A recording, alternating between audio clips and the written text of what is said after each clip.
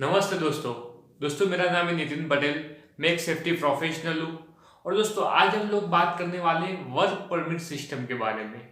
दोस्तों इस वीडियो में आप जानोगे कि वर्क परमिट सिस्टम क्या होता है, कितने प्रकार के वर्क परमिट सिस्टम आते हैं, वर्क परमिट सिस्टम के मेन बेनिफिट्स क्या है और स्टैट्यूटरी प्रोविजंस क्या है, यानी कि लीगल में कहाँ पे लिखा है वर्क परमिट सिस्टम अपने को यूज करना। तो दोस्तों वीडियो बहुत ही इंटरेस्टिंग होने वाला है, आपको यहाँ पे बहुत ही कुछ इन्फॉर्मेशन मिलने वाला है। तो चलो दोस्तों आज का वीडियो शुरू करते हैं। अभी दोस्तों वर्क परमिट क्या है कि it is a written document to carry out the work in non routine area. मतलब कि जो हमारा नॉन रूटीन वर्क होता है उसके अलावा अगर आपको वहां पे कोई दूसरा एक्टिविटी करना है तो उसके लिए अपने को एक रिटर्न डॉक्यूमेंट, एक परमिट लेना जरूरी होता है।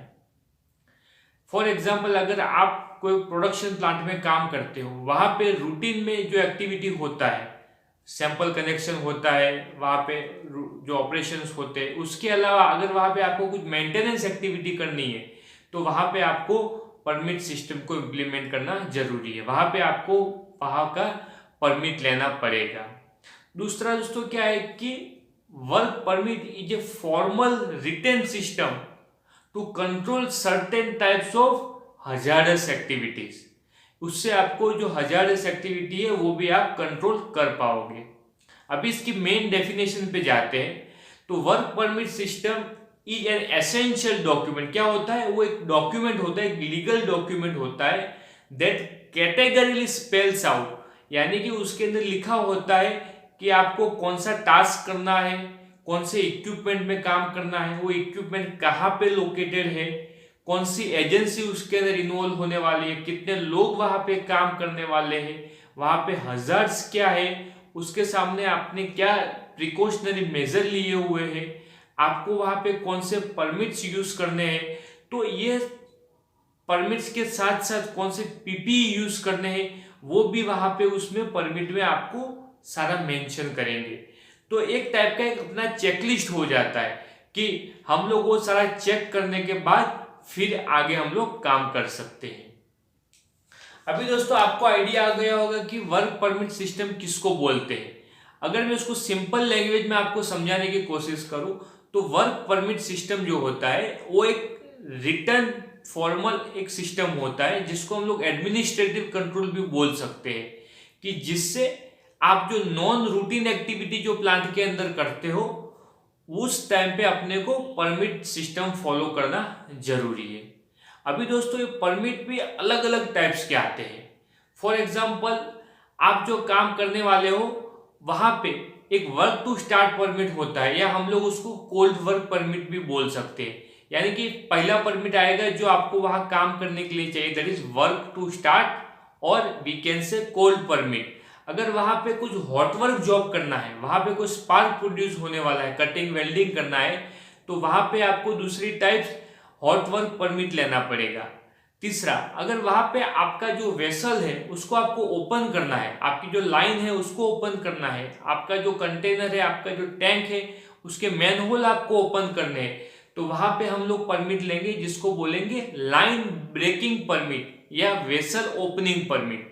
वैसे ही कोई कन्फाइंड स्पेस है उसके अंदर जाके आपको काम करना है तो वहां पे हम लोग कन्फाइंड स्पेस एंट्री परमिट लेंगे।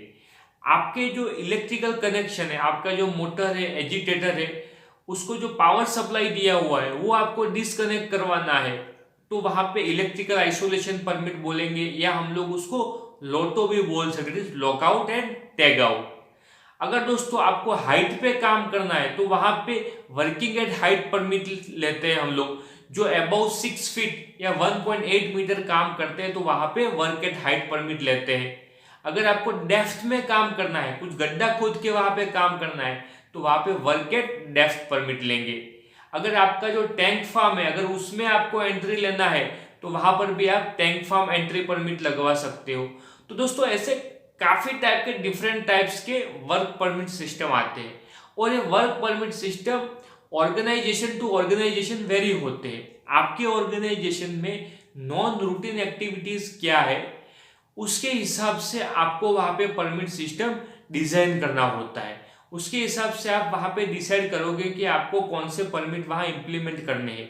वहाँ पे हजार्ड्स क्या है, उसके सामने प्रिकॉशनरी हम लोग कौन से परमिट ऐड कर सकते हैं। तो दोस्तों आपको परमिट सिस्टम क्या होता है, टाइप्स ऑफ परमिट क्या है, वो पूरा क्लियर हो गया होगा।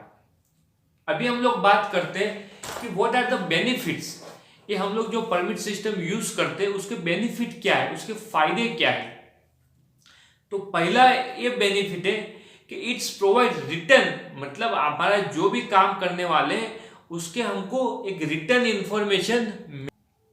तो दोस्तों ये जो परमिट सिस्टम है उससे अपने को एक रिटर्न इंफॉर्मेशन मिलेगा कि वहां पे हजार्ड्स क्या है और उसके हिसाब से हम लोग क्या प्रिवेंटिव मेजर लिए हुए हैं। दूसरा, अपने को वहां पे कौन से पर्सनल प्रोटेक्टिव इक्विपमेंट यूज करने हैं वो भी अपने को उसके अंदर पता चलता है।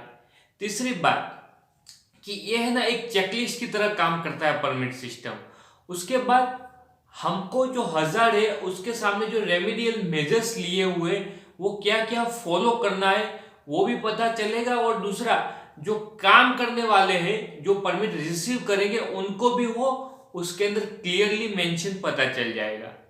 और मेन इसका बेनिफिट ये कि एक रिटर्न डॉक्यूमेंट होता है, एक एविडेंस होता है कि जिसके अंदर पूरा लीगल लिखा होगा अंदर क्या क्या एक्टिविटी करना है, और लास्ट में permit issuing authority receiving authority का सिग्नेचर होगा। तो दोस्तों एक नटशेल में बात करें तो परमिट सिस्टम जो हमारा है वो एक बेस्ट मेथड है, एक बेस्ट एडमिनिस्ट्रेटिव कंट्रोल है कि जो हजार्डस एक्टिविटी है उसमें क्या हजार्ड है वो हम आइडेंटिफाई करें, साथ में जो पीपीईज यूज करना है वो हम लोग आइडेंटिफाई करें, जो हमारे बंदे हैं उनको हम लोग ट्रेनिंग दें, और ये सारा सब कुछ परमिट सिस्टम के अंदर डाल के एक परमिट रिसीविंग और परमिट इश्यूइंग अथॉरिटी साइन करेगा और आप लोग आगे काम को एग्जीक्यूट कर सकते हो। अभी दोस्तों ये परमिट रिसीविंग और परमिट अथॉरिटी जो आपने नाम सुना वो क्या होता है। देखो एक परमिट जो होता है ना दैट इज लीगल डॉक्यूमेंट, एक रिटर्न डॉक्यूमेंट होता है। तो उसके अंदर जो साइनिंग अथॉरिटी है, जो जिस एरिया में आपको काम करना है वो आपको ऑथोराइज करेगा कि चलो भाई मैं प्लांट का इंचार्ज हूं तो मेरे एरिया में आपको मेंटेनेंस एक्टिविटी करना है।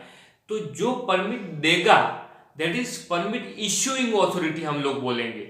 और जनरली जो प्रोडक्शन इंचार्ज होते हैं उनके जो इंजीनियर्स होते हैं, ऑफिसर्स लेवल के जो बंदे होते हैं, सुपरवाइजर्स लेवल के जो बंदे होते हैं वो आपको परमिट देंगे, that is they are permit issuing authority. और सामने जिसको वहां पे जाके काम करना है, जिस डिपार्टमेंट के बंदे वहां जाके काम करेंगे, फॉर एग्जांपल कोई मेंटेनेंस एक्टिविटी है तो मैकेनिकल के बंदे होंगे या इलेक्ट्रिकल का बंदे होंगे या सिविल डिपार्टमेंट वहां जाके काम करेगा या इंस्ट्रूमेंट डिपार्टमेंट काम जाके करेगा। तो जो डिपार्टमेंट वहां जाके काम करेगा उनके इंजीनियर, उनके सुपरवाइजर वो परमिट को रिसीव करेंगे, तो वो वहां पे जो साइन करेंगे उसको हम लोग बोलेंगे परमिट रिसीविंग अथॉरिटी। तो इससे आपको क्लियर हो गया कि परमिट इश्यू कौन करता है और परमिट रिसीव कौन करता है। ये दोस्तों ऑर्गेनाइजेशन तो ऑर्गेनाइजेशन वेरी होता है, ऑर्गेनाइजेशन में कितने मैन पावर है, क्या क्या रिस्पॉन्सिबिलिटी होती है उनपे, उसके हिसाब से ऑर्गेनाइजेशन डिसाइड कर सकता है। अभी दोस्तों एक होता है सस्पेंशन ऑफ वर्क परमिट। अगर काम के दौरान कभी भी कोई एक्सीडेंट होता है, कोई इमरजेंसी आती है तो आपको तुरंत ही वहां पे काम बंद कर देना है, आपको सेफली वहां से इवैक्यूएट कर देना है। और उसके बाद जब पूरा इन्वेस्टिगेशन हो जाए कि क्या गलती थी या इमरजेंसी क्यों आई, उसके बाद आप जब दोबारा रीस्टार्ट करोगे तो उस टाइम पे आपको फ्रेश परमिट लेना जरूरी है, ताकि उसके अंदर जो भी हजार्ड है वो भी आप उसमें एड ऑन कर सकते हो। दूसरा दोस्तों, अगर कभी भी कोई सेफ्टी वायोलेशन होता है तो उसमें भी आपका परमिट सस्पेंड हो जाता है। कोई सेफ्टी इंजीनियर, सेफ्टी ऑफिसर या आपके जो प्लांट के जो इंचार्ज है, जो भी कंपनी में आपका एसओपी है उस हिसाब से वो आपके काम को सस्पेंड कर सकते हैं, क्योंकि उसके अंदर जो टर्म्स एंड कंडीशन लिखा है, जो पीपीई यूज करना लिखा है, जो सेफ्टी प्रिकॉशंस जो लेना है जो लिखा है, अगर आप वो नहीं ले रहे हो, नहीं कर रहे हो तो ऑटोमेटिकली आपका परमिट सस्पेंड हो जाएगा। और जब भी परमिट सस्पेंड होता है उसके बाद आपको नया परमिट लेना बहुत ही जरूरी होता है। अभी दोस्तों थोड़ा बहुत स्टेट्यूटरी रिक्वायरमेंट के बारे में बात कर लेते हैं।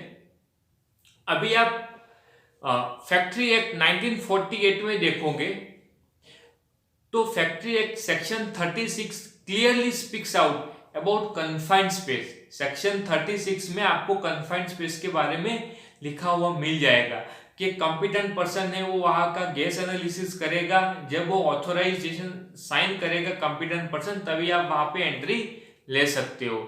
जो सेक्शन 37 है उसके अंदर आपको इनफ्लेमेबल गैस के बारे में और हॉट वर्क परमिट की रिक्वायरमेंट के बारे में आपको जानने को मिल जाएगा। सेक्शन 41 है उसके अंदर पावर टू स्टेट गवर्नमेंट जो दिया हुआ है वो भी आपको वहां जानने को मिल जाएगा। सेक्शन 41 के अंदर भी आप और देखोगे, for example Gujarat factory rules के अंदर देखोगे तो 68E उसके अंदर आपको वर्किंग एट हाइट और वर्किंग ऑन फ्रेगाइल रूफ उसके बारे में भी आपको वहां जानने को मिल जाएगा। तो दोस्तों आशा करता हूं कि आज आपको वर्क परमिट सिस्टम क्या होता है, different types of work permit क्या है। हम लोग दोस्तों अगले वीडियो में आप मेरे को बताना आपको कौन सी परमिट के बारे में डिटेल में जानना है, तो उसके बारे में मैं आपके लिए वीडियो बनाऊंगा। और इससे मेन बेनिफिट ये होगा कि आप जैसे आपके ऑर्गेनाइजेशन में वर्क परमिट सिस्टम इंट्रोड्यूस करोगे, जब लोगों को अवेयरनेस उसकी आएगी, जब वो फुल फ्लेज में इंप्लीमेंट होगा, तो डेफिनेटली दोस्तों आपके ऑर्गेनाइजेशन में उससे एक्सीडेंट कम होंगे। दूसरा मेन फायदा होगा कि आप जो भी जॉब एग्जीक्यूट करोगे वो सेफली जॉब एग्जीक्यूट होगा। तीसरा फायदा होगा कि जो भी जॉब चल रहा है उसके बारे में लोगों को पता होगा, एक कम्युनिकेशन सिस्टम भी आपका वहां पे इंप्रूव होगा और आपके जो अनसेफ कंडीशन है, अनसेफ एक्शन है, वो डेफिनेटली इससे रिड्यूस होंगे और ये आपको मटेरियल लॉस में भी हेल्प करेगा। आपका मटेरियल लॉस भी नहीं होगा क्योंकि एक्सीडेंट नहीं होगा तो आपका प्रोडक्शन लॉस नहीं होगा, मटेरियल लॉस नहीं होगा, मैन पावर लॉस नहीं होगा। तो दोस्तों वर्क परमिट सिस्टम बहुत ही यूजफुल है। आपको इस वीडियो में जो भी पसंद आया हो तो मेरे को कमेंट करके बताइए। कुछ नया जानना है तो भी दोस्तों कमेंट करिए और इस चैनल पे नए हो तो चैनल को सब्सक्राइब कर दीजिए, बेल आइकन को प्रेस करिए ताकि ऐसे ही सेफ्टी के नए नए वीडियो आपको मिलते रहेंगे। दोस्तों आशा करता हूं आपको बहुत कुछ जानने को मिला होगा। थैंक यू दोस्तों, जय हिंद।